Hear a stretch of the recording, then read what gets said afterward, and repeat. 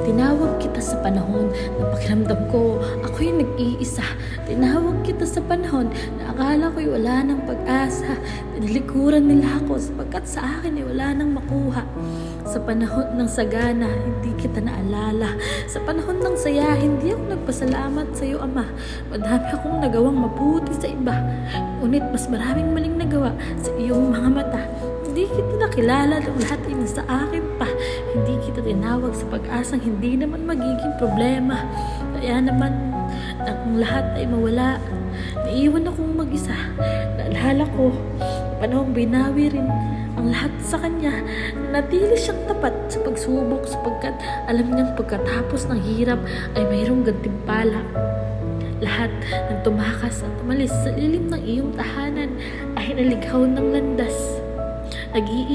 Nag-iibang mundo sa tuwing hindi ka kasama. Halo-halong problema ang daladala, mga pagsubok na ibinibigay mo. Walang madaling paraan kung ito ay iyong kalooban.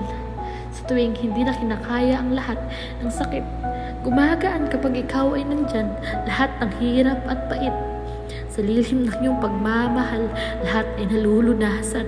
Pasanin man lahat, alam kong ikaw ay palaging nandyan. Hindi mo ako pinabayaan.